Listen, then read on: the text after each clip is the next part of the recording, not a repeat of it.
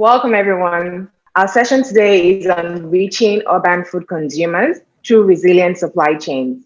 This year's AGRF key theme is Feed the Cities, Grow the Continent, leveraging urban food markets to achieve sustainable food systems. COVID-19 has imposed shocks on all segments of the food supply chain in Africa, simultaneously affecting farm production, food processing, transport, logistics, and consumer demands. This session will examine policies, technologies, and investments that are needed to make food system supply chains more responsive, reliable, and resilient for urban population in Africa. Specifically, this session will address the following. In what ways has COVID-19 redefined food supply chain structures and highlighted vulnerabilities of these supply chains to disruptions? How can we capitalize on the opportunities within food supply chains to incentivize businesses to offer healthier food options to urban consumers? Are there any opportunities for more nutrition-focused supply chains arising from shifts in consumer demands and/or changing investor dynamics? To address this topic today, we have two eminent persons on food supply chains that will set the scene for a detailed panel discussion. A warm welcome to all our speakers. Welcome, thanks for joining us. Our first speaker today is Dr. Leonard Mizzy. He's the head of unit at the European Commission, Directorate General for International Cooperation and Development, Rural Development, Food Security, and Nutrition. His areas of specialization are governance, agriculture, food and nutrition security in the Mediterranean area, sub-Saharan Africa. He has authored several articles and publications on agri-food issues and nutrition in the Mediterranean region. Dr. Mizzy, what are some of the most effective international policy levelers that have been successful in increasing access to nutritious food for urban consumers in Africa?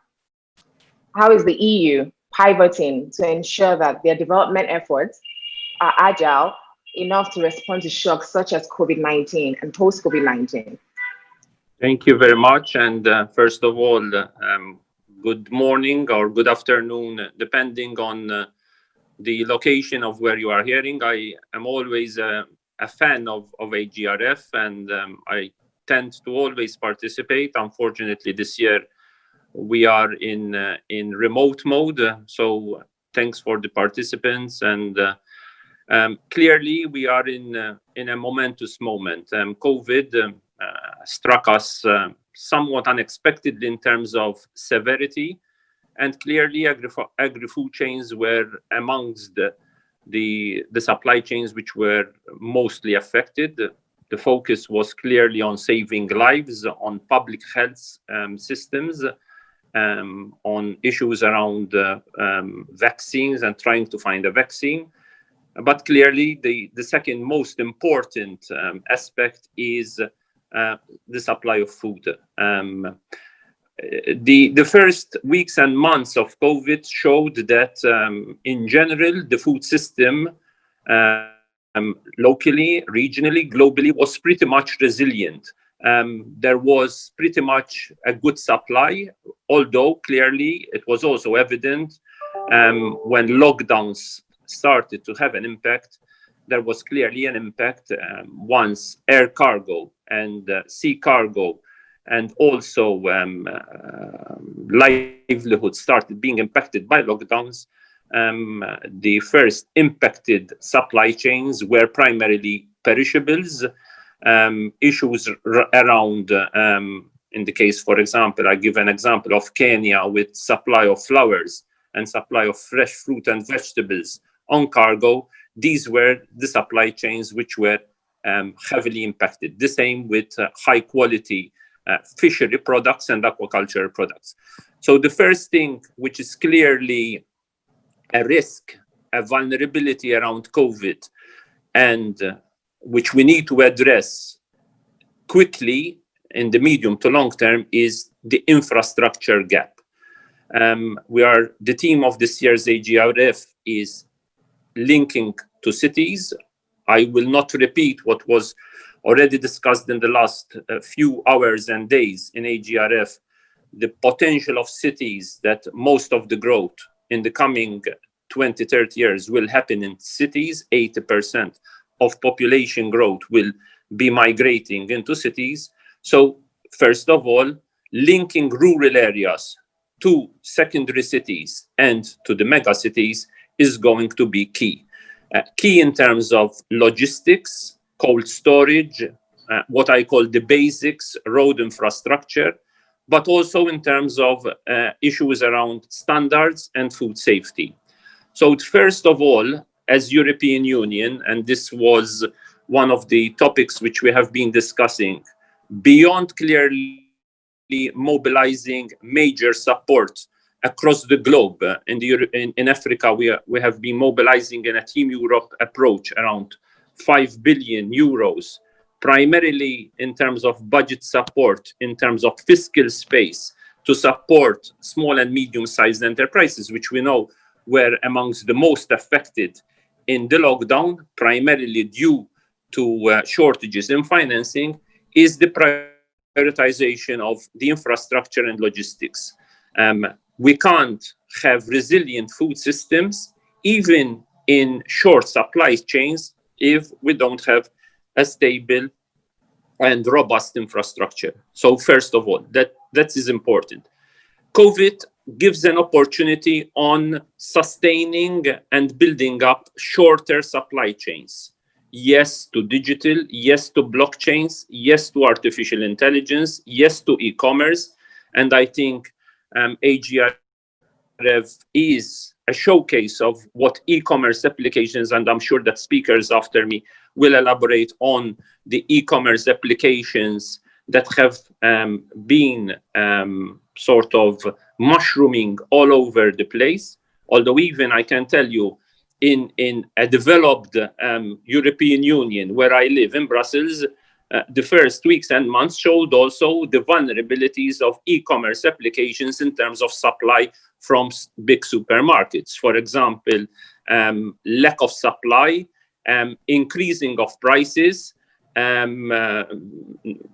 that issues were not clearly expected in terms of the big demand. So I think this is also an opportune moment to rethink not only on the broadband capacity, but also on the agility of small and medium-sized operators, of self-employed, of the farming community, of cooperatives, to actually be agile to respond to the market conditions.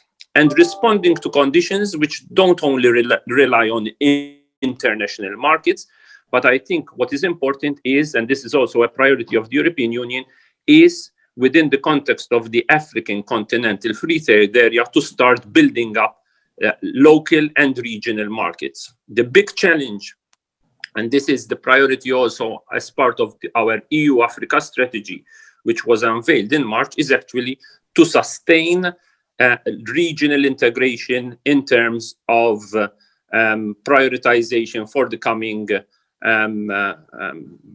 decades as part of the also Africa 2063 strategy.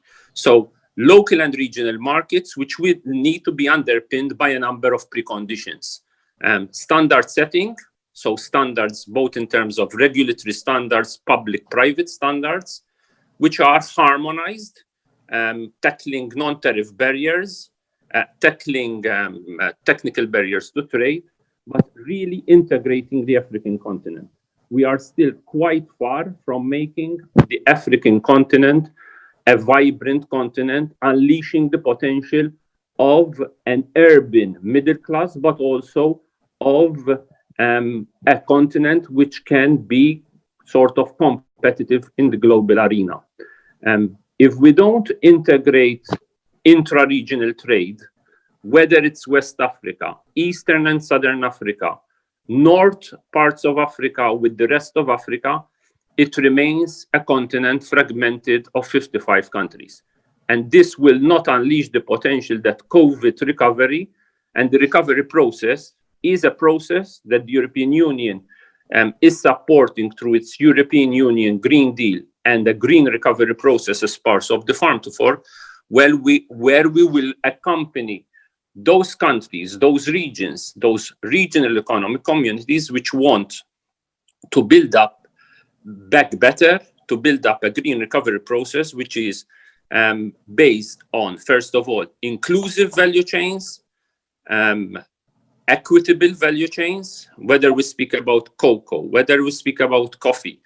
We also need to make the supply chains more transparent, more green, more in the context of a circular economy. And I think this is an opportune moment for looking at the COVID recovery as an opportunity to transform our food systems approach. The business as usual model of the past will not be sustainable, will not be resilient in terms of the challenges ahead, whether we speak about climate change, whether we speak about territorial balances between rural and urban areas. And what we want to do is to build up those rural, vibrant communities which can supply those secondary cities and more the mega cities, but also provide nutritious food because they are of a local and regional nature. Whether this is fresh fruits and vegetables, whether they are more diversified diets, this is also our portfolio of a food systems approach. And in the run-up to the UN Food Systems Summit in 2021, we want to use the momentum of the summit in terms of food systems dialogue. And we hope that AGRF and the countries across Africa and beyond actually engage with us to really transform food systems from a very silo approach to a more systems approach, which are embedded in a multi-stakeholder dialogue, in an interministerial approach, and that they become more inclusive, more gender mainstream, and where we can give a clear signal to the youth of Africa that it is an opportunity to invest in modern agriculture, whether because of technology, whether because of e-commerce, but also, more importantly, because we are putting in place the right, robust policy measures to accompany this transition. So it's a plea of an offering of a transformation process that our delegations can also engage across the continent. Thank you for your attention. Thank you very much, Dr. Mizzy. So what I'm hearing is linking rural areas to cities, tackling logistics, food standard, and food safety. But most importantly, inter-regional trade is key, and investing in modern agriculture. Thank you very much for that.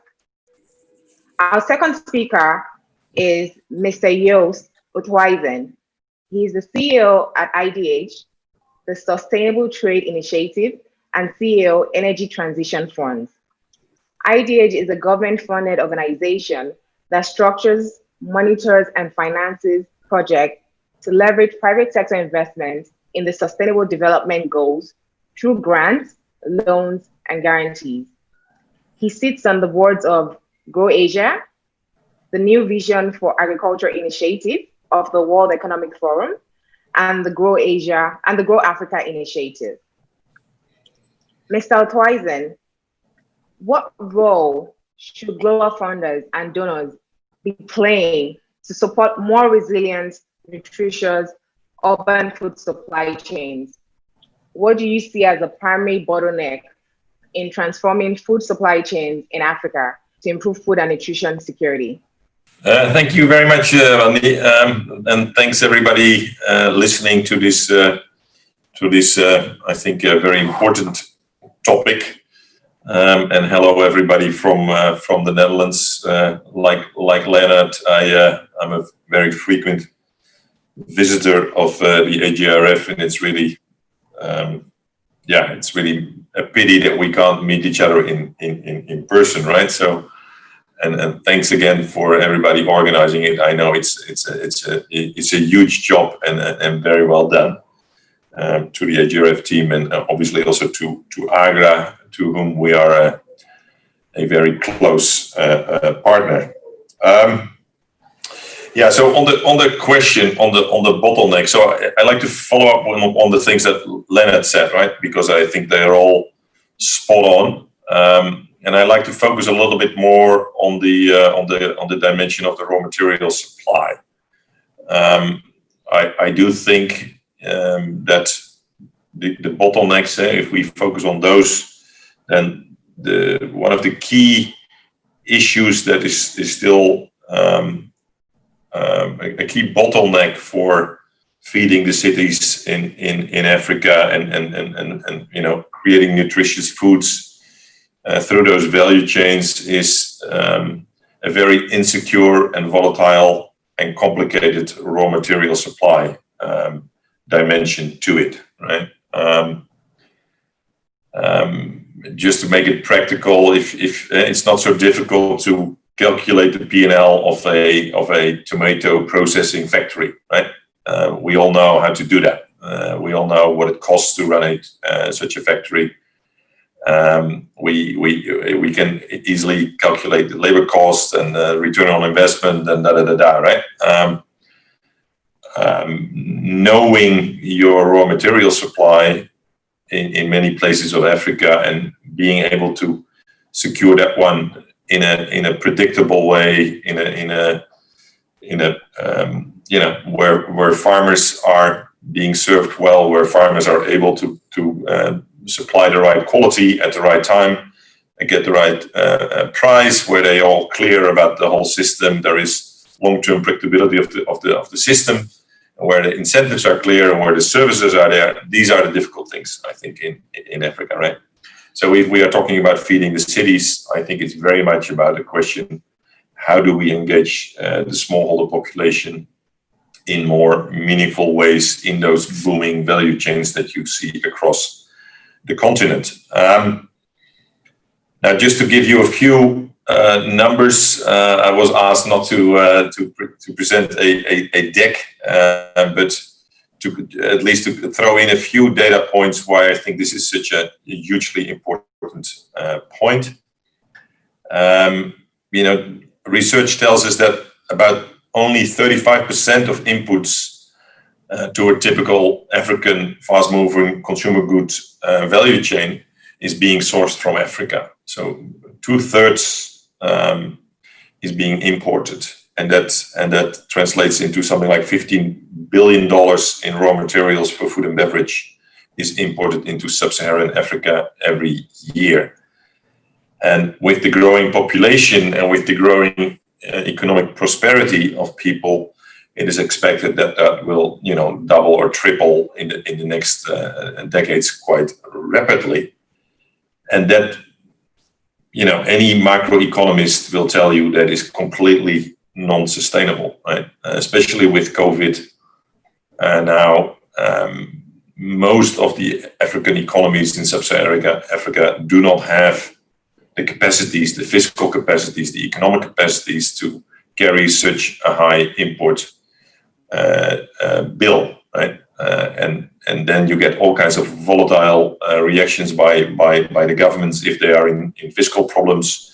Then you get volatility in supply of raw materials, and then it becomes very difficult also for investors to invest in the things that you would like to see so much, like cold chains and more predictable processing facilities and all that. So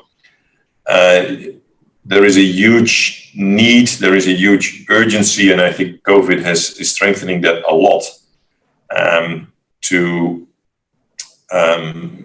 make sure that sub-Saharan Africa moves away from this import-dependent situation, and that it is able to feed its cities and its growing populations with nutritious, quality, low-priced raw material that is produced in the continent and not being imported from outside.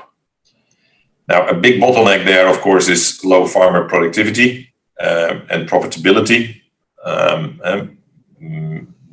Nearly all of the smaller population in sub-Saharan Africa is at poverty line or deep below poverty line, and therefore for them it's very, very difficult to farm as a business, right? In many cases, it's more farming as for their own food safety and for survival. And you start to see now rapid changes, I think, in the last decades, but still by and large. the vast majority of your smallholder population does not yet have the means to produce in ways that is helpful for setting up more productive and efficient and low cost value chains that serves both their own interests as well as the people in the cities. If you zoom in on smallholder finance, then at the moment we're talking about a $170 billion gap on smallholder finance around the globe. This is not just Sub-Saharan Africa. This is also very much South Asia, India, but still, right? Just that number is quite telling, right? So smallholders in Sub-Saharan Africa do hardly get any reliable crop finance, right? So yearly finance or at least 6-month finance from money from financial institutions against reasonable interest rates, right? They either do not take loans or they do take loans from informal money lenders and families and all that against very high interest rates. So if you're a farmer and you want to invest in your farm, then one of the key things, of course, next to quality inputs and knowledge and all that, is access to affordable finance and longer term finance. And they hardly have that. So there is a huge challenge and a huge opportunity to bring finance to the smallholder farmers on the African countryside if we want to get rid of, if we want to improve on raw material supply. So those are the bottlenecks. Now, if we go to the solutions, if we talk about what does it take to change the situation? Well, first of all, I think I'm an optimist, and you see a lot of very interesting developments now with digital solutions and cheaper last mile delivery schemes to farmers for inputs and finance and knowledge that are very, very encouraging, and they become part of the digital world. That so many of those bottlenecks around last mile are being resolved as we speak. I think it's being warned that I need to close off already. So 2 comments then in terms of key solutions. A value chain approach is very much needed if we want to solve this. So think from the market upstream to the farmers and not the other way around. We had a session earlier at the AGRF where that was discussed in detail. If there is clarity on by the market, clear market demand, clear quality specs, longer visibility for farmers, then that is a key thing. And better business models for farmers, for value chain, for engagement of smaller farmers in value chains. And so at IDH, we tend to say the problem is not so much the farmer, it's the value chain around the farmer that needs technical assistance and needs to become much more clever in last mile delivery solutions. So business modeling of value chains to smaller farmers is the key thing. And finally, blended finance structures to de-risk those operations. We work on that a lot with FarmFit. It's a Gates-funded and a DFID-funded program where we are working on those business models. We work a lot in a program which is called Grown Sustainably in Africa with the likes of Nestle and Unilever to work on import substitution. And if you want to learn more, then please send us your details and we'll tell you more. Sorry for taking so much time. Thank you. Thank you, Mr. Althuizen. Thank you. To summarize it, I agree. We can't continue to have huge importation in Africa. It's definitely not sustainable. We need more investment in processing, cold chain, and work on increasing smallholder productivity. Smallholder farmers access to finance, longer term finance. Thank you. Thank you to our team setters. That's quite interesting. Now let's get into the panel discussion. We welcome our panelists who are all involved in food supply chains. Welcome. Our first panelist today is Mr. Nnaemeka Ikwegbonu. He's the CEO of Cold Hubs, a company that supplies solar-powered cold storage for developing countries, an accomplished farmer, and founder executive director of the Smallholders Foundation. He is a Nigata International Food Prize Laureate 2012 and Yara Prize for Green Revolution Laureate 2013. He created the Smallholder Farmer Rural Radio, the Agripreneurship Academy, the Smallholder Seed Store, Smallholders Microcredit, and Grain Store. Mr. Ikwegbenu, how could cold storage infrastructure have helped mitigate the initial disruption faced by COVID-19? What impact will increasing cold storage infrastructure have on food supply chains in Africa? And what are the main barriers to expanding such infrastructure? Well, thank you very much for having me. I think to dive straight into your question and provide some responses, increasing cold storage all across Africa, we make the food supply system to be more resilient. Cold storage is a critical element in both the traditional, the modern, the large-scale food supply chain. It has been de-emphasized a lot of times, but over the past few years, there is an emerging of cold storage and the additional cold chain services that goes with it. In times of pandemics like COVID, in times of natural disaster, cold storage provides a buffer for food storage and supporting food distribution and also supporting food transportation.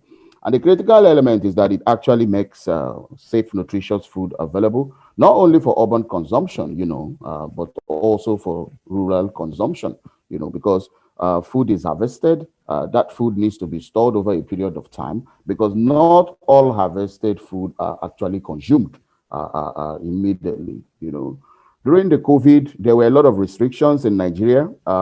Fresh fruit and vegetables and other perishable food had a lot of spoilage in the farms because farmers were unable to go to the farm to harvest their produce, and because of restrictions in movement and so on, they witnessed a lot of spoilage.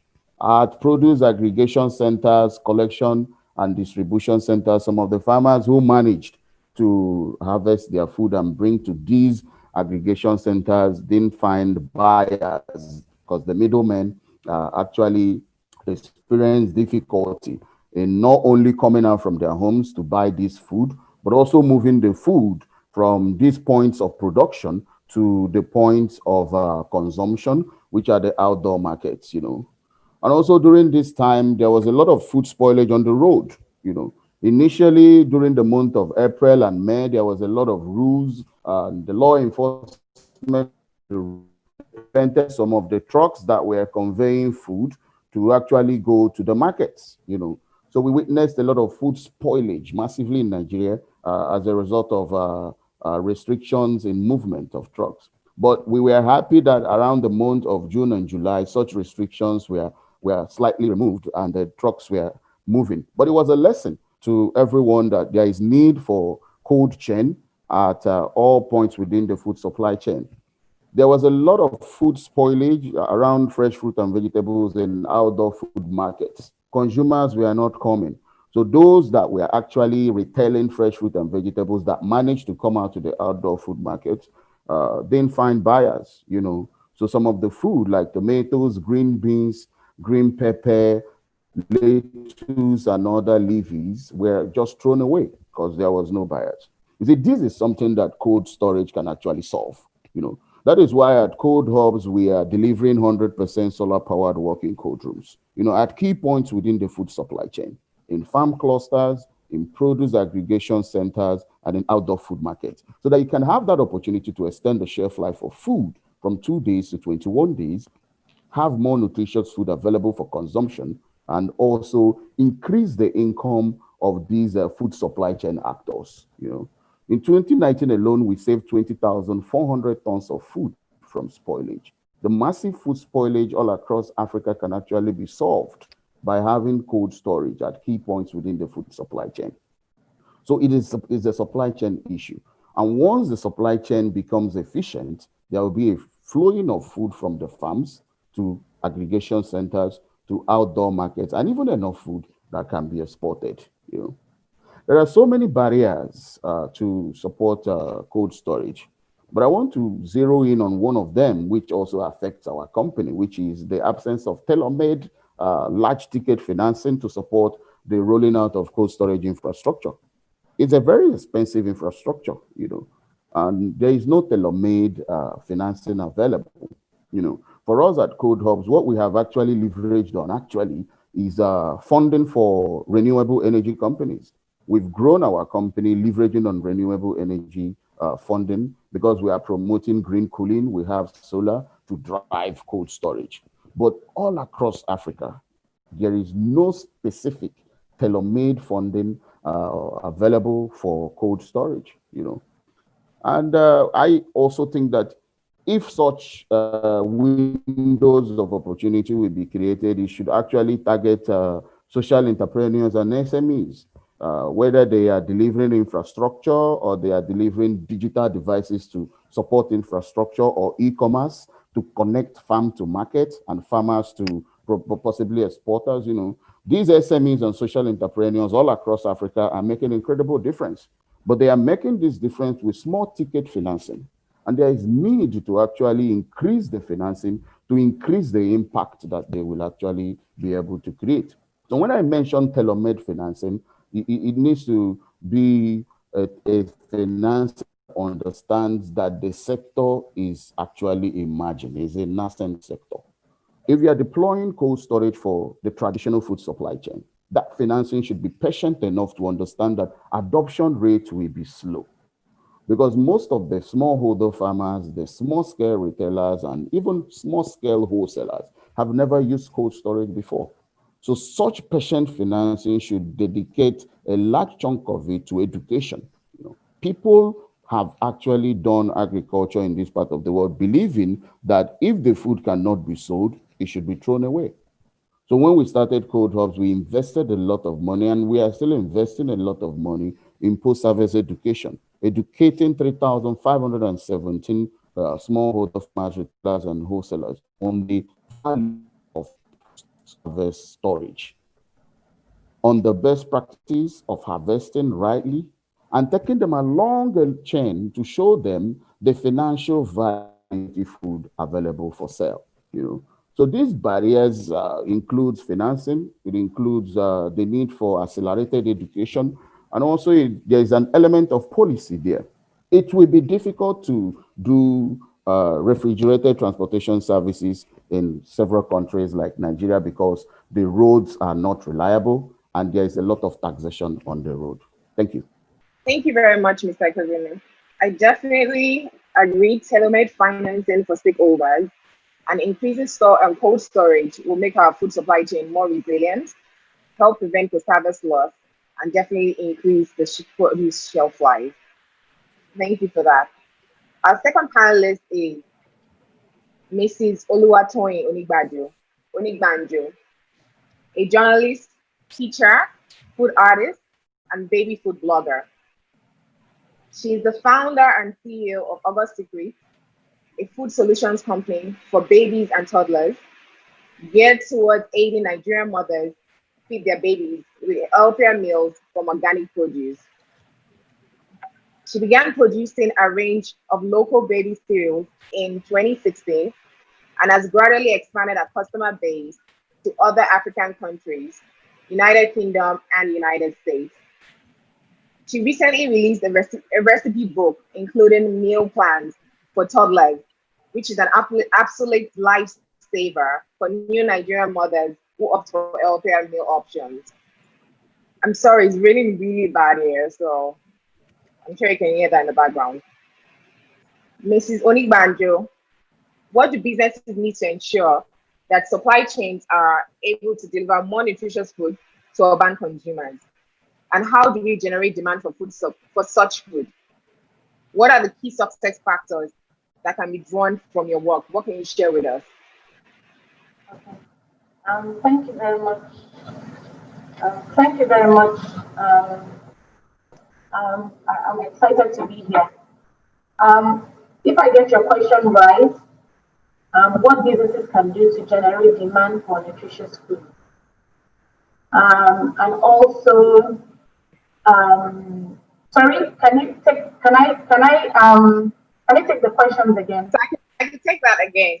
What do businesses need to ensure that supply chains are able to deliver more nutritious foods to urban consumers? And how do we generate demand for such foods?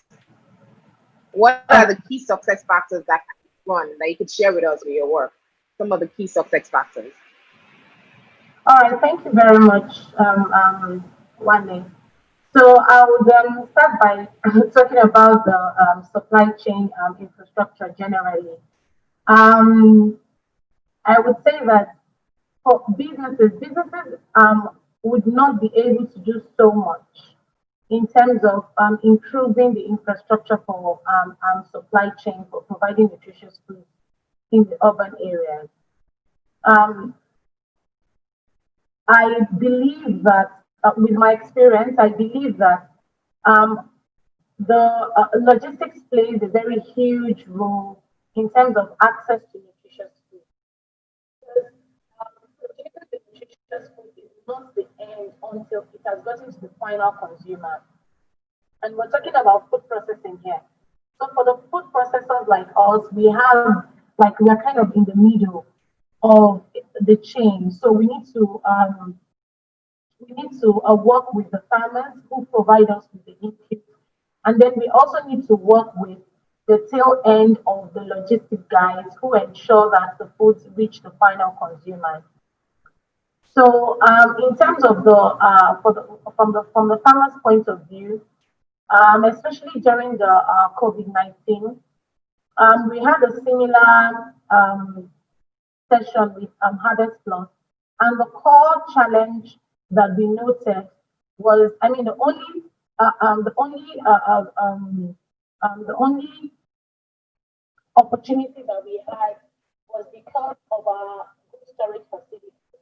So I would say that, SME food processors like us, I would really, the impact of a good storage facility cannot be overemphasized, because with the shock that COVID-19 brought to us, it disrupted a lot of processes the in logistics in terms of accessing food from the farmers.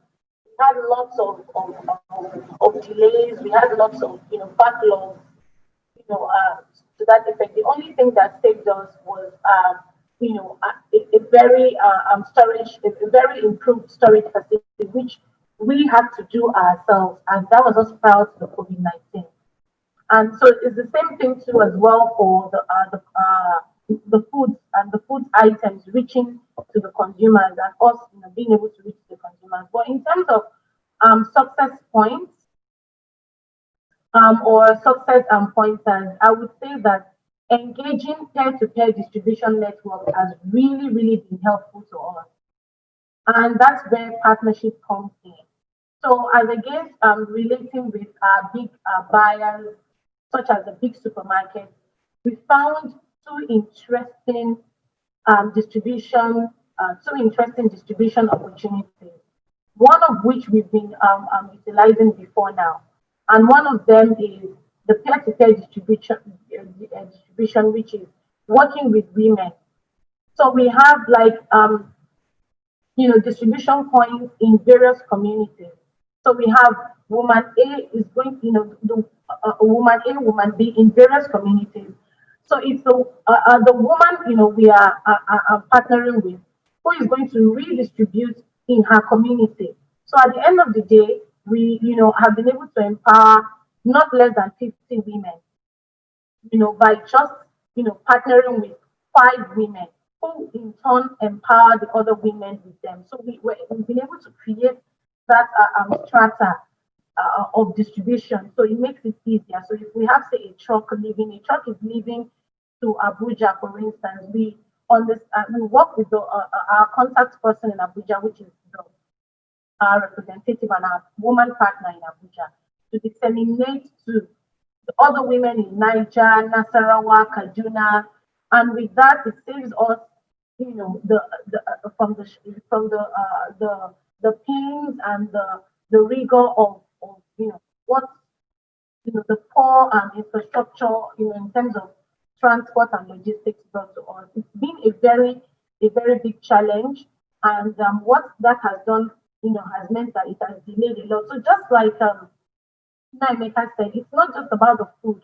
There needs to be a complete overhauling of the logistics of how the nutritious food will get to the final consumers. Because it doesn't matter if we produce, if it hasn't gotten to the final consumers.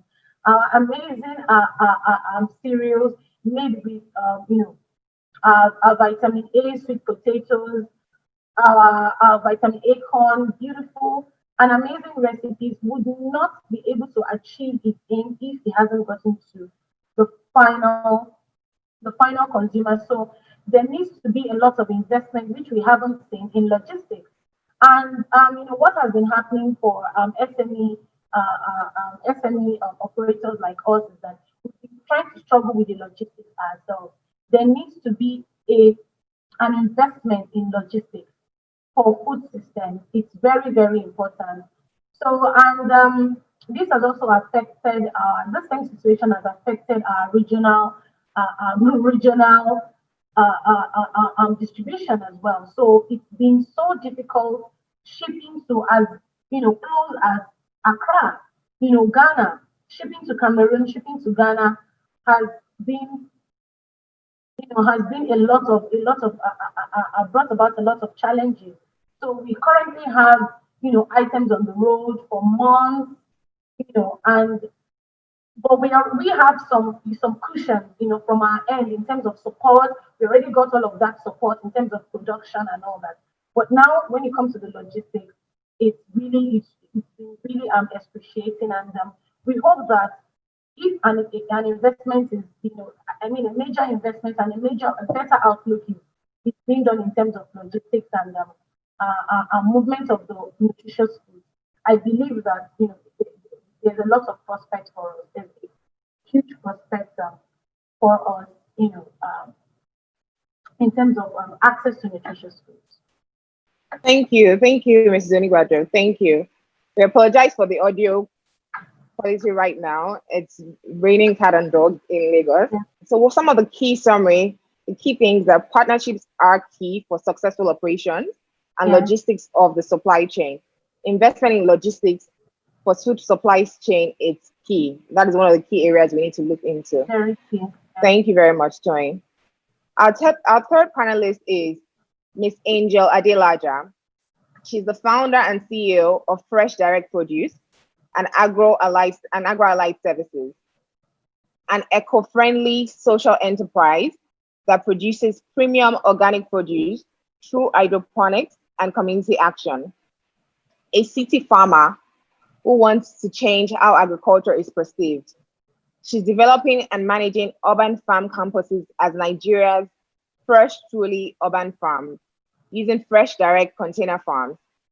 She's also the co-founder and executive director of We Farm Africa, an agricultural NGO that focuses on collectively ensuring a better future for Africa through sustainable agriculture. Ms. Adelaja, what role does vertical farming and hydroponics play in creating more resilient supply chains in the future? And what impact can vertical farming play to create nutritious food demands from urban consumers?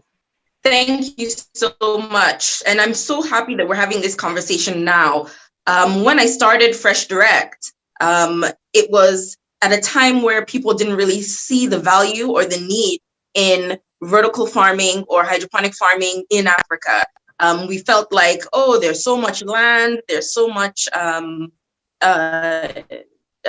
farmers in the rural areas, and everything is fine. But things were not fine. They weren't fine then, they're not fine now. And with or without COVID-19, what we've seen is that there are challenges in the supply chain. And when you think about food security, you're not just thinking about producing more food, you're thinking about making sure that you have a food system that is not susceptible to the shocks of variety of different occurrences that could cause effects on the value chains. So for example, when I started my company, I started because there was a shock when it came to oil prices. There was a shock in terms of the cost of transportation, and there was a shock in terms of moving my items from the rural areas into the urban spaces and having difficulty negotiating with my customers up front, because once they see that you've brought your food from a long distance, they have an advantage. But when you're able to leverage on technology, when you're able to leverage on data, when you're able to leverage on digital technologies as well, you're able to reduce some of those risks and some of those barriers to having successful food systems. For Fresh Direct, we are engaged in hydroponic and vertical farming. And the beauty about controlled environment agriculture, which they're both part of, is the fact that you're able to use less space, less land, you're able to increase your yield, you're able to control and focus on agriculture as a science. Agriculture is part of our culture, it's also an art. It is also a science in the sense that there are variables that you need to be able to control. And when you're able to do that, you're able to increase your yield. So as we're doing the same thing for rural farmers, we also have to think about, how does urban agriculture fit into the food system? How can we, as I also wear two caps, because though I'm the founder of Fresh Direct Nigeria, I'm also currently the senior special assistant to the governor of Ogun State on agriculture.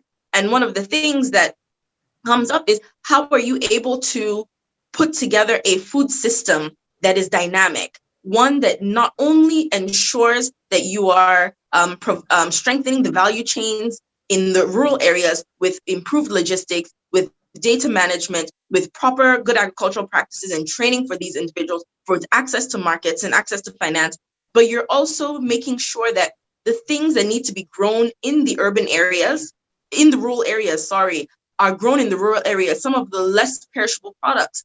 And you can supplement urban agriculture for things that are more perishable, things that need a shorter time to market, things that need cold storage, things that need a lot of electricity, because until we're able to take care of the infrastructure and amenities in the rural areas, such as electricity, such as good roads, we have to be able to find creative ways to improve urban agriculture. And it doesn't just mean using hydroponics. When people have urban gardens, when people are able to grow on their rooftops or their balconies, when people are able to just decide, we're going to take empty plots of land and turn them into urban farms. That's what we did with Fresh Direct. Is we took an urban plot in the city. We started with both outdoor farming and as well as container farming in a 20-foot shipping container through hydroponics. And what we found was that we were able to produce enough vegetables, and it was close enough where our customers felt more comfortable buying from us. They're able to see where their food is coming from. And in this world where people are more conscious about that, having these types of solutions are beneficial. I do voice the same challenges that my colleague Naimeka mentioned, which is, of course, access to finance for these types of new or different technologies. When you have agricultural funding programs that are not specifically made for these innovations, they're made for traditional agriculture. But you'll see that organizations such as NERSL, organizations such as Central Bank of Nigeria are starting to identify that these are areas in which we also need to invest our funds into. And so what we've seen in the past few years is that a lot of people have started to embrace urban agriculture, hydroponics, vertical farming, urban gardening. You see a lot more urban gardeners clubs. We have the Urban Farmers Network, where people in Abuja are able to, whether they're doing it as a hobby or whether they're commercially growing in urban areas, whether they're doing growing in soil or whether they're doing it in hydroponic systems, they come together and they're able to use the power of numbers in the urban setting to look for markets to supply their fresh vegetables. And with the increase in research and development, you will see that a lot of cool things are starting to come up in this space. So not just growing of vegetables, but also growing root and tuber crops using hydroponics, aeroponics as well. Growing seeds in large quantity for farmers, seedlings for farmers to be able to use is also beneficial. You'll see that, look at alternative proteins. So using similar systems to be able to grow insect proteins and other things are quite creative. So for us, I think that if we're able to look at the system differently and say, okay, data really lies at the bedrock of all of this. If we're able to get enough data, if we're able to coordinate the urban and rural farmers, look at what it is that they're producing, look at the inputs that they need, and try to augment what a city, what a state, or what a nation needs, you'll be able to see that not only are you meeting the needs of these consumers in the short term, you're able to then provide a sustainable strategy where you can now start to look at growing your reserves. You can now start to look at ensuring that you're overproducing so that in times like COVID-19, you have a little bit of a buffer, and you're also able to look at solutions that make sure that when something like COVID-19 happens, you don't actually have difficulty or disruption in the value chain or in access of your consumers to foods. One thing we did notice in Ogun State was that even our processors had difficulty getting their products just because of the closure of roads and things like that. So looking at what you can do locally and also hyper locally using urban agriculture is a way in which we can actually start to make more resilient food systems. Thank you so much. Thank you. I'd like to add to that, agriculture is also profitable business. And to summarize it, growing more vegetables in urban areas, growing in gardens, backyards, and on rooftops, bringing farming closer to the cities. So our fourth panelist is Ms. Robin Miller. She's a partner and global digital and data practice lead at Dalberg Advisors, a strategy and policy advisory firm exclusively dedicated to global development and innovation. She advises leaders across the public, private, and social sector on the role of technology to drive inclusive growth, financial inclusion, and sustainable digital economies. Her perspective have been published and highlighted in a number of forums, including the World Economic Forum and the BBC. What digital or technological innovations are available that will help connect smallholder farmers to urban consumer needs? Are there any key gaps such innovations could fill? Great. Thank you again, Wandi, and to my fellow panelists and the AGRF for the invitation to join you for the conversation today. I'll start by echoing the comments that have been made by the previous panelists, recognizing that COVID-19 has exposed, I think, the fragility, the complexity, and the cost of supply chains as they exist across the continent and potentially and around the world. But also as potential opportunity to use this moment in time to enhance the intra-Africa food systems that we have, to think more about how we reduce the distance between urban and rural, the time to market, better understanding consumer demand and being more responsive. Many of you have already mentioned the role that digital can play, and I think over the past few years, we're no strangers to the innovations that are coming from the continent around how to use digital and technology to build a range of products and services that are more tailored to unlocking the potential of food systems, whether it's AI and soil health, some of the cold chain innovations, thinking about the ways in which better and faster access to inputs or understanding of what kinds of crops are more suited for which types of climates and locations. But there are two things that I wanted to highlight today where I think that there's untapped potential, and I think there's quite a bit of both momentum and innovation happening today. The first is a shift from products into thinking about platforms, and a shift from sort of individual solutions to recognizing the opportunity for both aggregation and with that shifting into platforms in the sense of building a larger and broader digital infrastructure for the continent to underpin these food systems we're speaking about. And the second is a reflection on the role of digital infrastructure and the role of digital policy as part of a broader conversation about what we need in across the ecosystem, in the enabling environment, in order to really allow these innovations to get to scale and to enhance the many solutions that have been discussed already. So if I take the first point for just a moment, so moving from products to platforms, we speak a lot about e-commerce. We speak a lot about the challenges that face smallholder farmers, that equally face the large institutions, companies that are looking to procure a whole range of food inputs and others, and the complexity of aggregating supply and equally aggregating demand. More often than not, the platforms themselves are, in essence, the marketplaces. We have that. We tend to lean toward the definition that is commerce equals the marketplace for the buying and selling of goods, which is absolutely critical. At the same time, there's, I think, an essential layer of what unlocks e-commerce and what unlocks these platforms that we don't talk enough about. And for me, there are 4 spaces where we're seeing innovation, but I think we have space to enhance the innovation around it. I refer to these as some of the enabling layers.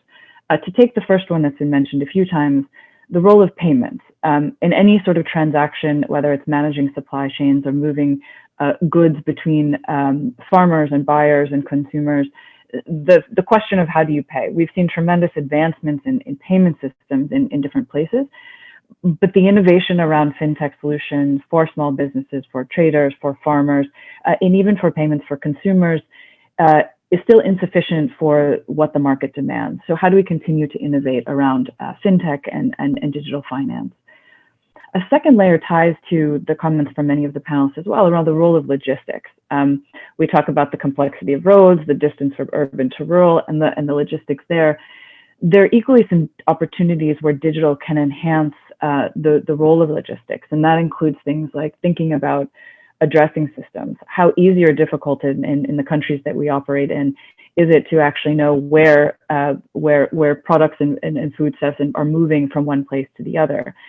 The more efficiently that we can figure out how to manage some of these systems that allow for a better recognition of where things are moving from and to, we can then begin to overlay, and Angel spoke about this quite a bit, an enhancement of the use of data, understanding what distinguishes the need for a focus on perishable items versus non-perishable, the distance that something must travel, what the implications may be for the nutritional value that product or service, that product may end up having.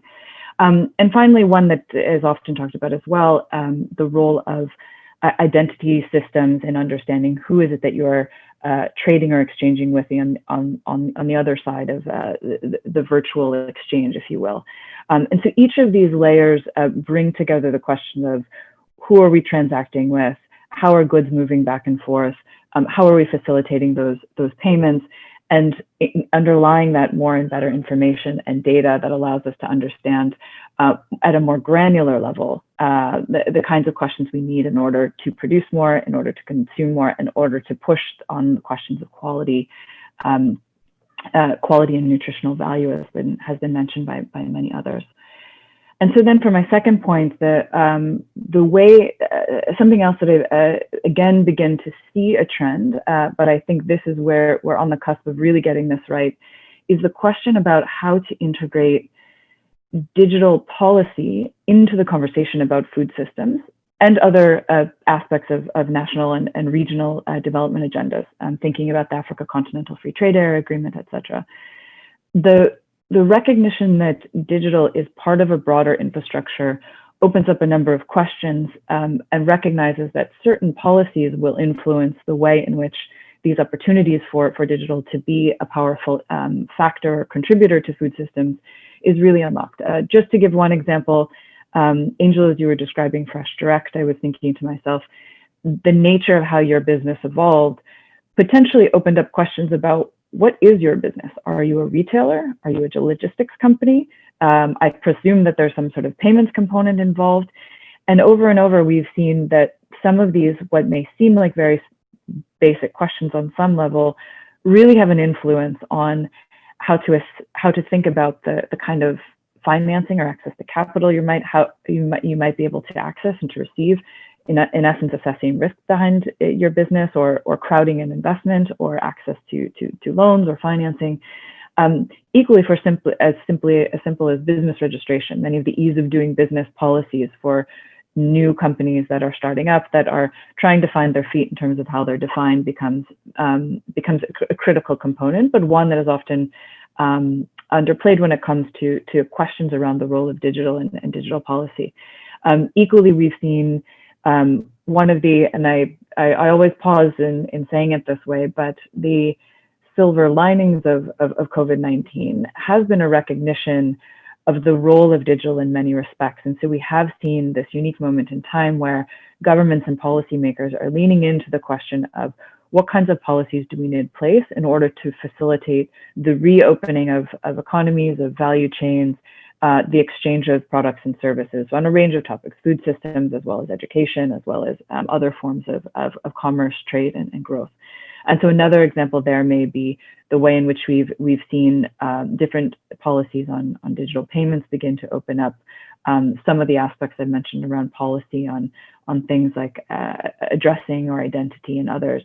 There's a moment in time where I think the more we can bring entrepreneurs, innovators into these conversations, the more quickly we can build 21st century policies that look at the role of digital as a key feature to support enabling food systems. And so maybe even to give one very recent example, in Ethiopia, the finalization of a national digital transformation strategy very clearly put forth key priorities for the country, one of which was unlocking the agricultural opportunity. And within that, the way in which digital is presented started to look at access to connectivity, started to think about access to payments, and in addition to that, look at some of the innovations and solutions, be it artificial intelligence or blockchain or others, but all of those underpinning a broader ambition to unlock the potential of agriculture. And here we're talking about unlocking the potential of food systems. So I'll pause there and just circle back to those 2 points, but I really wanted to emphasize this shift from products to platforms, and equally thinking about digital policy and a range of policies to unlock the broader enabling environment for many of the solutions we're discussing today. Thanks, Bonnie. Thank you, Robin.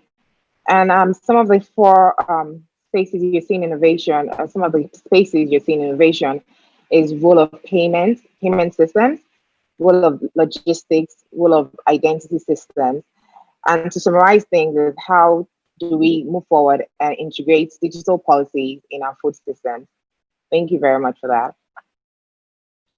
Our fifth panelist is Dr. Julie Howard. She's a member of the board of directors of the World Vegetable Center and senior advisor for several organizations working on international development and food security.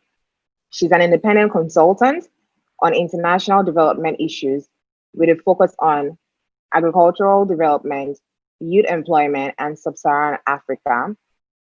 She was a senior leader of USAID's Feed the Future initiative, establishing a multi-million-dollar program with the New Alliance for a Green Revolution to scale the use of improved seeds and technologies in Africa.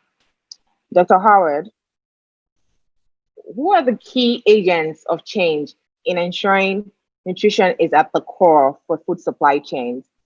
And how can new research findings be brought to action as quickly as possible within the food supply chains? Thank you, Wandy, and thanks to all the panelists. I'm enjoying the conversation very much, and thanks for inviting me to join today. Let's talk first of all about what are those research findings that we want to bring to scale, to bring to mainstream. So what are the new research findings we're talking about? These can be summarized as our poor diets are the leading cause of early death in the world today. It's very stark, but the research is increasingly clear. We know today that the impact of diet on health is multidimensional.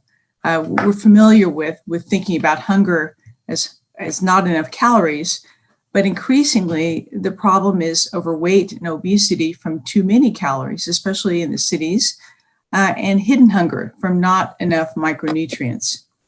So to your question, what's it going to take to make diets more nutritious? And who and what are the key agents and levers of change that we have? I want to make 3 points.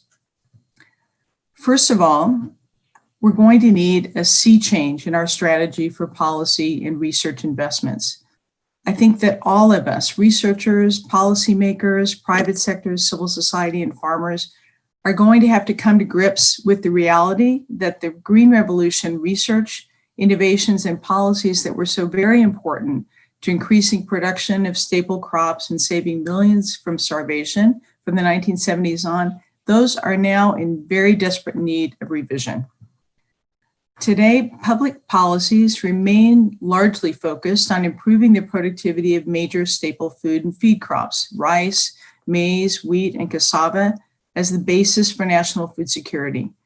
But available evidence suggests that the goal of making staple foods relatively less expensive has inadvertently contributed to less diversity in agricultural systems and a food environment that's now unable to provide us with what we need, an adequate variety of affordable, safe, and nutrient-dense foods. The reality is that a big part of the world's population in both urban and rural areas is just too poor to afford a nutritious diet. So responding to the health and nutrition challenge and the other challenges we've been discussing at AGRF and this morning, increasing urbanization, environmental sustainability, and the need to create jobs, especially for young people, is going to require a big change. Simply put, we'll need to shift away from this dominant focus on staple crop productivity and aim for a much better balance of research and market investments among staple crops, horticulture, and animal source foods. Of course, we also need, as we've been discussing, much more attention to connecting rural and urban areas, advancing innovations in urban and peri-urban food systems, like cold storage, like digital innovations. So the importance of improving wholesale markets and developing and implementing innovations for wet markets, for example, cold storage, as I said, horticulture and livestock products. So that's the first point, big sea change in our policies and the way we do market development. I'll talk a bit about that in a minute. So my second point is it's not enough just to put out the research findings, of course, but we're going to have to work very purposefully on behavior change and increase consumer demand for more nutritious foods at the same time as we're increasing the supply and affordability of healthy foods. So I think it was Tony Simons of ICRAF yesterday who noted that the big food companies have gotten really good at making us all want to buy foods that kill us. So how do we stimulate interest in foods that make us healthy? How can cooking and eating healthy foods become cool? Well, national and local champions for change can help a lot, and there's experience to draw from. I think that SIP, the International Potato Center, was among the first to draw on local chefs in Peru and political and celebrity diners and influencers to popularize the use of nutrient-rich native potato varieties in everyday cooking. Peru is the center of origin for potatoes, as you know, but there's a rich array of native varieties, but these had almost been displaced by the ubiquitous Irish potato. Here at AGRF, the morning dish is featuring cool-looking African chefs who are cooking us breakfast using fresh local ingredients. I personally am imagining a future reality show series called The Great Traditional Vegetable Cook-Off, where young amateur African cooks compete to make great dishes with things like amaranth, the African eggplant, and okra.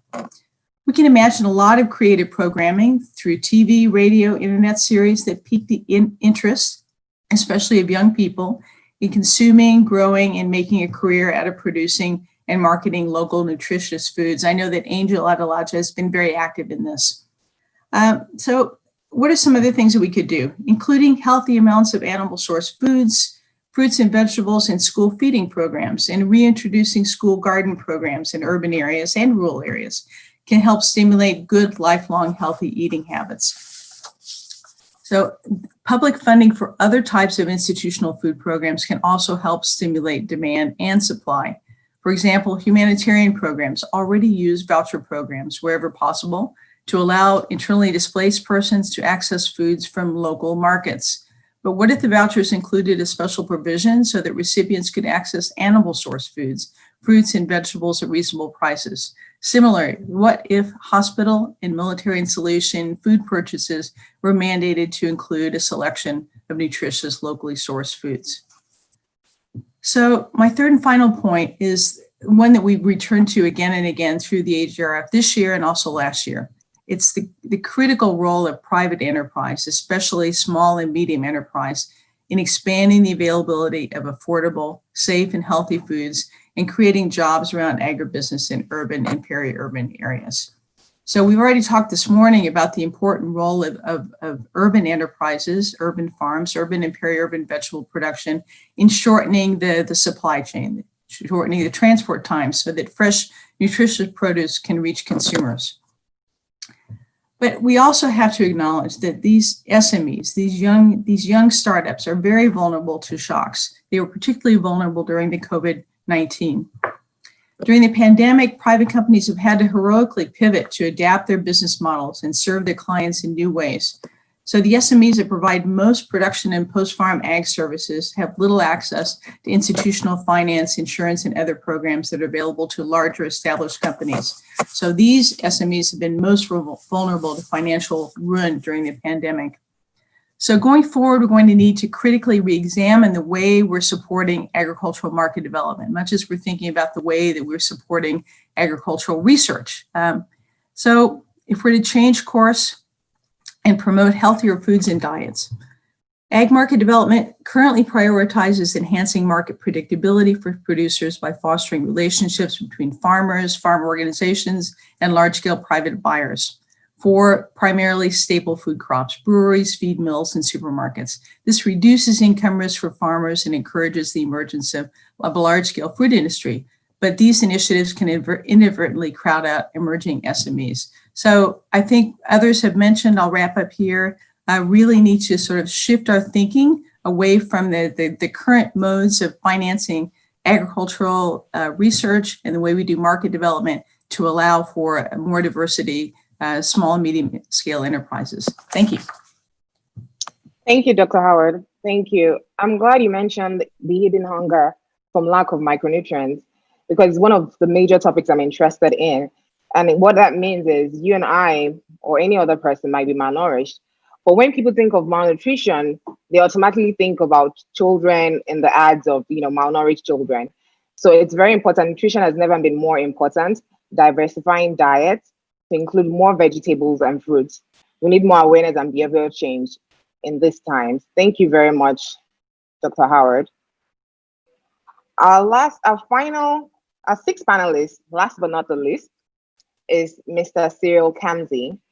Is the founder and CEO of Kumwe Freight, a company that delivers simple, reliable, and efficient freight transport in Rwanda via tech-enabled brokerage.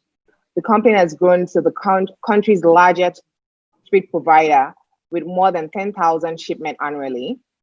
He's also the founder and CEO of Kumwe Harvest, a novel approach to post-harvest maize handling, increasing premium yields of smallholder farmers from 10% to over 90%. This model currently services more than 30,000 maize farmers. Mr. Kamsi, how can we ensure that food supply chains remain inclusive and accessible to smallholder farmers? But what are the key success factors that can be drawn from your work and experience with COVID-19? Thank you for having me, and it's been excellent hearing all these different, panelists' descriptions of needs from different areas and from different angles. I'm kind of glad to hear logistics repeated so often, given that that's the space that that Kumwe has primarily been working in. So I think maybe to answer your question and to try to also not repeat what's already been said, I can go in a little more detail about what I see as logistics and how that ties to inclusiveness and resilience in the value chains and agriculture value chains.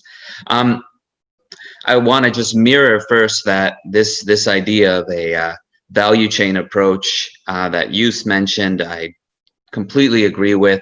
And as I'm listening to all the pieces that each panelist talks about, the reality is the value chains are complex. There's many pieces, and for them to function, all of those pieces somehow have to grow together and work as one coherent whole. And that's really difficult to do. But that's one of the challenges we have. and certainly logistics is a big missing piece.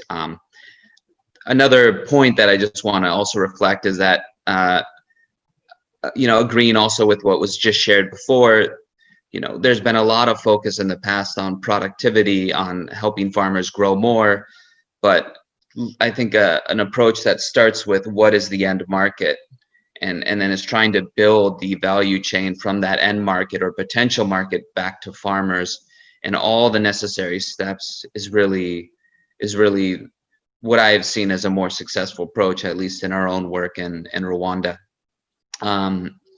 So those are just broad comments. Let me talk a little bit about what happens between the markets, where the agricultural product ends, or is processed or ends up being consumed, and then where it's grown on the farm. And at each level, there's a lot of work being done, and a lot of successes. What I saw when I first started working in the space, which is back around 2013, was I had been part of a project setting up financing for farmers, low interest rate loans to help farmers produce maize, and they would get inputs for growing maize to supply it to an established company in the market, who would then be able to source locally instead of importing. And we thought the project was going great. We got the loans and the inputs to the farmers, but what ultimately happened is that at the time of harvest, getting that crop to the buyer became a major problem. And out of that, and the major issue we had was just, where are the trucks? How do we coordinate them? The cooperative, or we were working with about 10 cooperatives at that time, that we had started harvesting and were ready to sell their crop. There's no truck to pick it up, or we were going down to parking lots and negotiating with individual trucks and commissionaires, as they call them, to try to get them to go and do the job, and some wouldn't show up, or they would show up late. It was raining, the crops were rained on, and then that reduced their value, or they weren't able to be sold anymore. So it really fell apart in the logistics piece. And that's why we started Kumwe Freight, with the goal of how can we better coordinate and professionalize the logistics aspect of this value chain? How can we make sure that, in addition to the platforms and these connections and the financing, there's real, hard, reliable transport capacity between the farm level and the markets? And just to add a little bit more on that, our approach was to not buy a bunch of trucks and try to run them ourselves, because what we saw, and what I'm guessing is true in most countries, is there is a lot of capacity. There's a lot of trucks available in different markets to do the transport that's needed. What's actually, and they're sitting often unused or looking for work, but there aren't formal connections or a broker to help find the trucks and mobilize them for where they're needed. And so that was the work that Kumwe Freight began, and very quickly grew, because the demand from particularly the agricultural sector to be able to have that capacity was very high. And so for the first time, we were helping large agro processors very quickly and without stress be able to meet their commitments to buy and send transport to the cooperatives that they had agreements with. So I share that just to say that's one example of how logistics, when we say it, can look, and how it has worked and helped bring down the costs and form connections in Rwanda. But there's another aspect. Even after Kumwe Freight started providing this transport linkage, it was not enough. We were having major problems with our clients, where the crops we were picking up and delivering were still then being rejected. In the case of maize, the issue was aflatoxin, and the rejection rates were up to 90%. So one of our clients, 90% of what they tried to buy, we were able to help get financing for the farmers. We were able to transport it and bring it after their crop, after they harvested, but 90% of it was rejected. And then they have to go sell with very little, very vulnerable in the local markets with no other option at very low prices. And so there's an element of this logistics that I haven't heard strongly called out. And so if I can add one thing to this conversation, it's focusing also on post-harvest processing. In Rwanda, what we saw was farmers would be spending 6 to 10 weeks with their maize and very localized near their farm, at their home, trying to handle the maize and prepare it for sale. Even with the cooperatives, it was still in very exposed conditions. It still took a very long time, these same 6 to 10 weeks. And the result is, over that period of time, the value of the crop, the effects of aflatoxin and other contaminations ultimately drive losses for them and make the quality not available for the premium markets. And so what we started to do was for Kumwe to also offer processing so that we would be able to do what they do in 6 to 10 weeks, to do it within 48 hours by picking up from many farmers, using our logistics capacity to aggregate to a central area where we had high-powered equipment that could properly handle the crops. I think there was some resistance to that idea because often you want the farmers to be doing all the value addition. But what was really happening was, in the farmer's hands, in this case, there was value loss. When we're able to take it and really process properly the crop, we can almost eliminate the majority of the losses the farmer faces. We can assure a premium market price, and that means we can pay the farmers more. Now, this is, in our case, this was dealing primarily in maize, but the same principles apply to other crops, including when we talk about cold chain is another element of this. So I think when we think of logistics, also think of the post-harvest processing piece, because that's essential to make sure that what farmers are growing will be able to reach premium markets, will be able to reach the urban markets, and will be able to do it in a way that's as efficient as possible, with the least losses as possible. One other element to maybe add to that, and to kind of comment a bit on some of what's been shared, is this question of how much size, what size of organization should be doing this type of work. In our experience in the post-harvest activities, scale matters, and it's important that you know, to be able to even do what we did, we had to have several thousand tons of maize coming in for a given season, where normally a farmer or a cooperative might have, you know, a few hundred kgs to, if it's a larger cooperative, maybe 500 tons. You need thousands of tons to warrant just proper equipment. And so think about, when you're thinking about solutions and financing, the most efficient options in terms of post-harvest handling, and also it relates to logistics, is to try to promote scale. And that means you might need to look at supporting organizations that can handle a certain level of scale in order to drive the most efficiency, and then make sure that value is being properly shared down to farmers, and they're not being taken advantage of by these actors. And if you're a development partner, I think you have some influence there as part of the support you're giving to make sure that the actors you're supporting are engaging in the market in a fair way. One other piece, just a comment on technology. The technology for us has been absolutely essential when I talk about digital technology.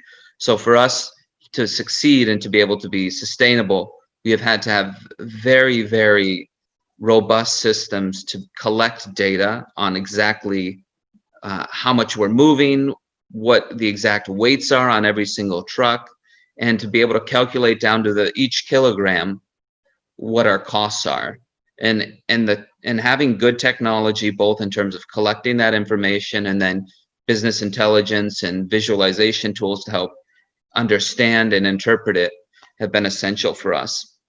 I will say that my own, and this may be controversial, my own feel is that most of the work that needs to be done, needs the technology in order to help provide clarity, to help enhance the work. But most of the work, at least in its logistics and aggregation and handling piece, isn't technology first. We need those platforms, certainly, but first you need to have the physical operations, the physical linkages in place, and that enables the platforms then to properly function, the digital platforms to function. So again, I would say our approach and what I'd recommend is you build out the operations and you're reinforcing it with technology. And over time, these other broader ideas of platforms can become more viable and useful for all the actors in the value chain. Yeah, I think maybe I'll pause there. I know we had an extra panelist, so yeah. Happy to answer any questions about that. Thank you very much, Mr. Kamsi. And what I'll add to that is value chain are complex. We know that already, but without logistics and technology, being successful is disruptive to the food supply chain. And one of the key things I'm glad you mentioned is focusing on post-harvest processing. It's very important, but it's also an opportunity for potential investors to operate in that space. So it's always an opportunity in the sector within the value chain. So absolutely. Thank you very much for that. Thank you for our panelists. We want to get into the Q&A session. We've had very exciting discussion. I have a lot to say, but I'll go to the Q&A session and we'll start. Oh wow, we have a lot of questions. Please continue to send in your questions through the Q&A box. Our first question is for Angel, Ms. Adelaja. What will the sustainable development strategy to facilitate the micro-producers in rural areas look like? How can finance and technology reach these people and support them? This is from Matthew Kalubanga. Thank you so much for that question. For me, I think that when you're able to put together models that work, the model doesn't just include the technology or the innovation, but it includes the people who would be using that innovation, the markets that would benefit from that. Put together a holistic model where you can link them to their markets, you can link them to their outgrowers, and you can say, okay, so for example, with Fresh Direct, having a model where we have our containers, we have people that grow with our containers, we aggregate the vegetables from those containers, and we have ready buyers for those vegetables, means that it's easier for us to get financing because of the market, because the concept is market driven rather than the fact that it's just a great technology. So I think the point where you take R&D and you now bring the practicality of it is where you're going to see the funding opportunities come. And I think that it has to start with organizations or financial institutions that are ready to pilot and test some of these creative models. And notice that I'm saying the word model and not innovation, because the innovation standalone means nothing if it's not integrated into a model where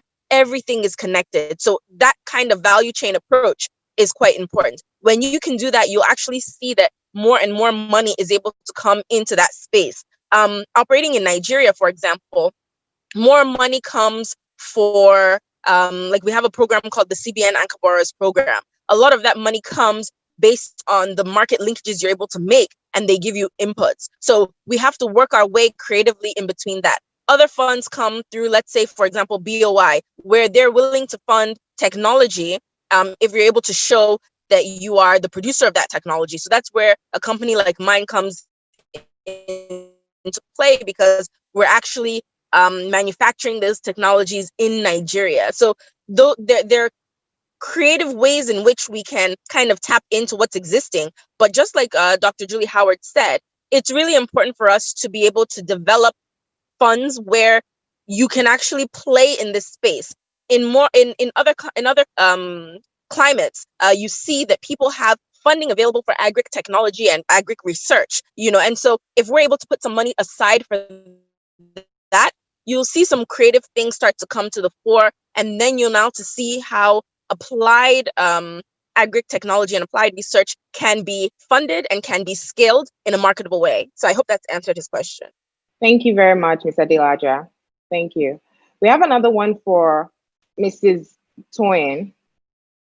Do you feel expanding the number of food processing plants could help provide relief of stress between farmers and point of distribution? This is from Theodore Tillman. This is a Toyin.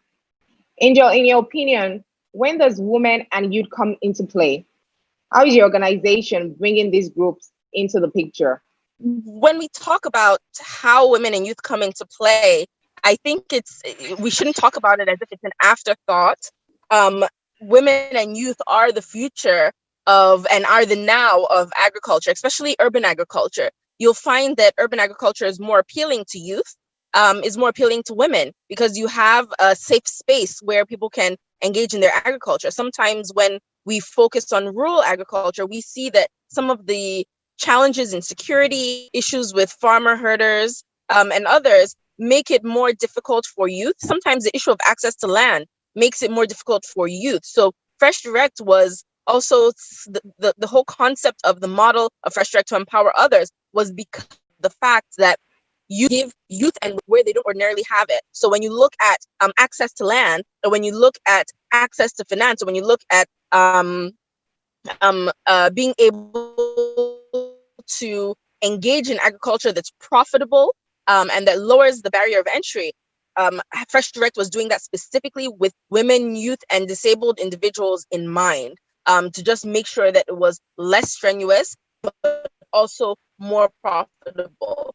And so for the future of agriculture, for the fact that technology plays a major role in the future of agriculture, in our ability to improve on our yields, in our ability to produce and make sure that our systems are sustainable, youth are going to be the drivers of that.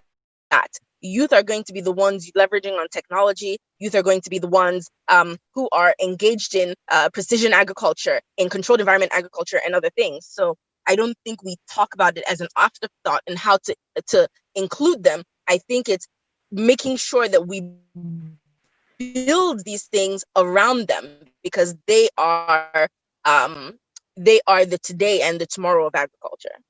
Thank you very much, Angel. Thank you for that. The next question is for Robin Miller. In Kenya, the average age of a farmer is 60. How do we ensure digital solutions are accessible to smallholder farmers who may not be as advanced on technological solutions? Thank you for the question. I think it's a great one.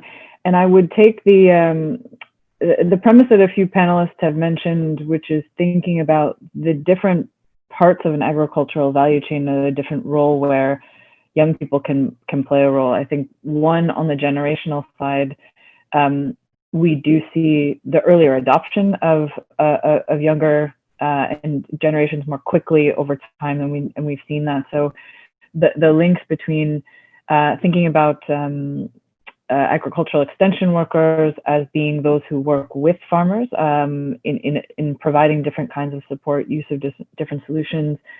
I think there's actually a lot that we overlook that is still being delivered via some very basic technologies, the use of SMS and USD on very basic mobile phones, which actually cuts across most generations these days and has had a tremendous amount of impact. It may not seem as sexy as some of the more recent AI or blockchain or other solutions, but actually a very powerful tool for a number of different types of solutions, be it access to information about weather, information about how to navigate harvesting, information about moving products and services to market, engaging with different actors, and even managing supply chains and logistics, as has come up a few times.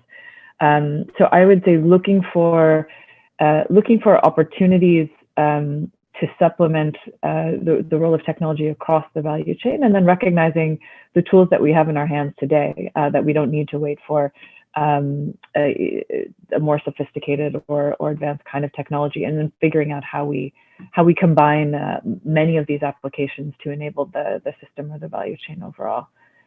Those are my initial thoughts. I'm sure I'm not the only one with reflection, so would equally open up to other panelists for additional reflections there. Okay, thank you, Robin. Thank you. Wendy, maybe the last thing I'll say, because the individual who asked the question did mention Kenya in particular, I think it is an important perhaps example. We often talk about M-Pesa as the example of digital payments that was one of the earliest to get to scale. One of the interesting things about that solution being, number one, it was a fairly basic, using the sort of SMS and USSD protocols on a basic phone. But it's often referred to as one of the most powerful tools for digital literacy more broadly. Point being, the solution itself was so powerful as an option for how to move money back and forth that people figured out how to use the system. So there is something about putting products and services in the hands of farmers, in the hands of individuals, that is meeting the need that they have today. And the demand often drives the adoption of some of these the solutions and advancement over time. But I'll hand to Dr. Howard for additional reflections. Thanks. Just to add on a couple of things, I do think aging farming population is a big issue, and yes, definitely need to reach out to the older generation of farmers, and I think that's happening. I mean, I think you're seeing a lot of other approaches like extension and private sector getting involved with demonstrating new agricultural technologies in the fields, not just supplementing public extension services. But I really see this challenge of interesting the young people and letting them know, reaching out and involving them in the agricultural sector, from farming on farm all the way up through the opportunities in both rural and urban areas. So I think it's an opportunity for intergenerational sharing, honestly. So it's kind of interesting to me when I've been able to travel around, just to see, who are the digital informants in a family. So they're the young people, but they're sharing with the older people. The same way, the older people sharing agricultural technologies that they know of with the younger generation. So I think it's not just sort of pitting the young versus the older generation. It's finding ways to bring generations together, but primarily to interest the young people and let them know that there are job opportunities in the farming sector. Thank you, Dr. Howard. The next one I have is for Cyril. Mr. Cyril, what can government and policy do to support better logistics and market development? I think, ultimately those things, as I see them, should really be driven by the private sector. I do think there's opportunities for example, when it comes to post-harvest processing, certain types of partnerships with the government can be very useful. Partnerships to share use of infrastructure. I can say for us, when we were first starting to pilot our unique way of doing post-harvest processing, we were able to leverage some of the seed processing facilities that weren't being used at the time from the government to be able to do some of that piloting. And I think the Rwandan governments and the agricultural board's willingness to allow us to do that was essential to help us get off the ground and help de-risk some of what we were doing. So that's one type of way that I think the government can support. In terms of policy, I think we've been in Rwanda fairly well off, because there is a very inviting environment that allows us to easily start up a business, that allows us to quickly get up and running without a lot of a drag or inertia. So those are also things that I appreciate in kind of the efforts we've done, and I think if they're not modeled elsewhere, it should be modeled elsewhere. Thank you, Mr. Kamsi. I actually have another one for you. I could just add to that.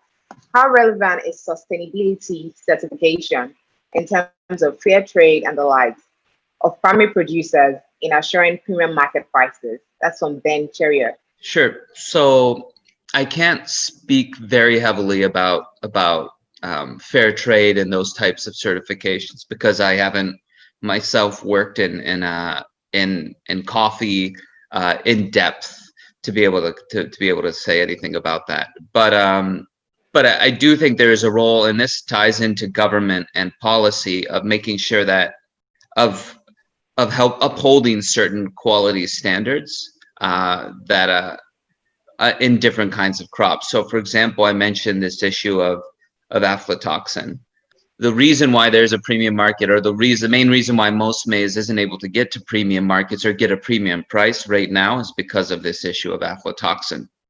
So in other words, so for the government to be able to help support those types of regulations, help try to create the infrastructure needed and the regulations needed to enforce the high quality food, helps the local value chain, and that also feeds into these companies in Rwanda who are then able to export that product also with the proper quality and attract higher prices that then can feed back through the value chain. Thank you very much.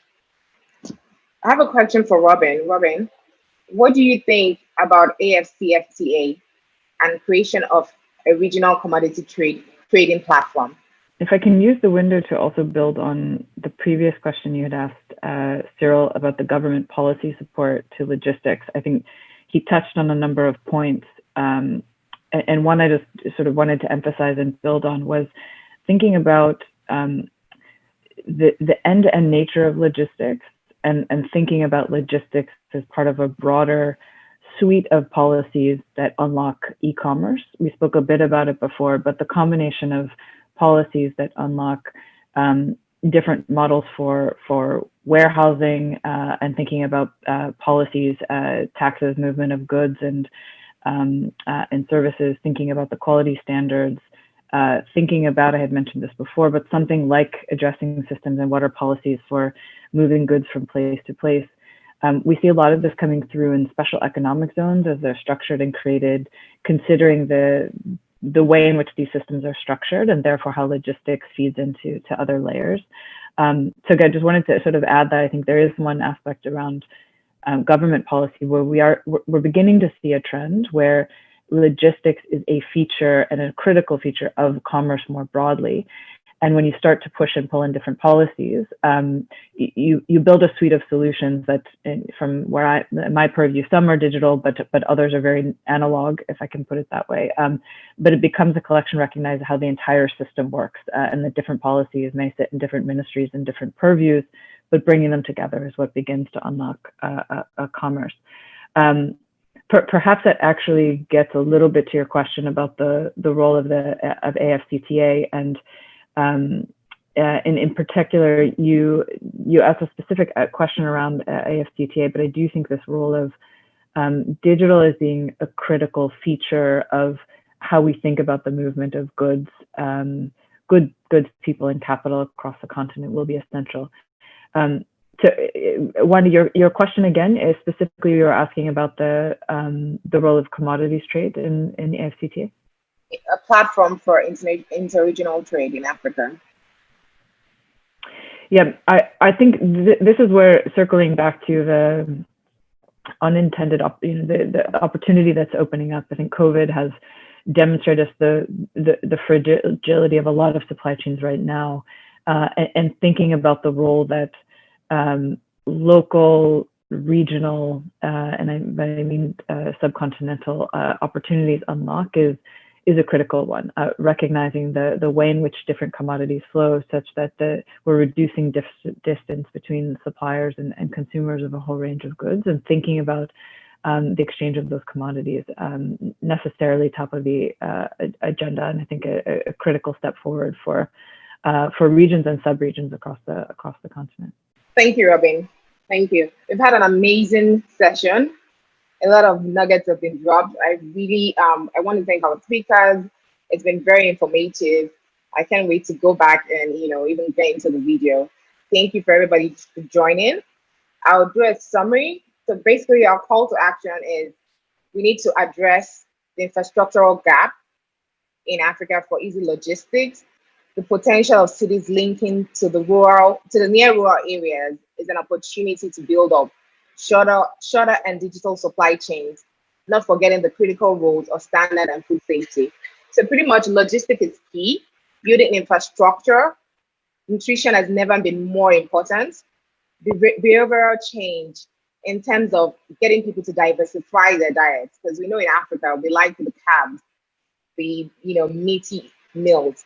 But the really important thing is it's never been more important in these times to be more healthy. So we need to do better and diversify our diets, more vegetables and fruit, and more vegetables and fruit. We also need to talk about the importance of digital platform. And when we talk about digital platform, it's not just buying and selling. We talk about price, payment options, digital platforms in logistics. There are a lot of opportunities for investors to come into the space. Agribusiness, nutrition is profitable. It's a profitable business. It's not a hobby. Very important. Coordinating of transportation systems is a major challenge. So it's one of the key things that African governments need to do together to work on, and how we can create more partnerships in terms of logistics to build a more resilient food supply chain. We need to put people first. Most importantly, our smallholder farmers. How do we get them to be more productive in terms of yields, but also have access to finance in terms of long-term finances, and not just the general finance that we have for the value chain, for just the sector. We need suitable segmented finances that can work with different value chains. Also, one of the key things we wanted to, I think I had, I'm trying to remember all that I was at tech support, but most importantly, how do we get urban cities to grow more vegetables so we're not relying on disruption in logistics? We can take a step and do, grow vegetables in our backyard, rooftops, even in urban areas. How do we invest more in ourselves, into more nutritional meal? I think I've covered policy is very important. A change in policy has to come to grip the productivity needs to go beyond nutrition. If anything, the summary is nutrition has never ever been more important, especially in these times, to help build our immune system and make us better post-COVID and just even healthier. Thank you very much for joining this session. Let's try and do better, more nutritious food, grow vegetables and fruits in your garden. And thank you. We have more sessions at the AGRF. Hopefully next year we'll be meeting in person. Thank you very much. I want to thank our panelists. Thank you for being here. Thank you for your time. People in different time zones. We really appreciate it. And thank you for the partners for putting this together. Thank you.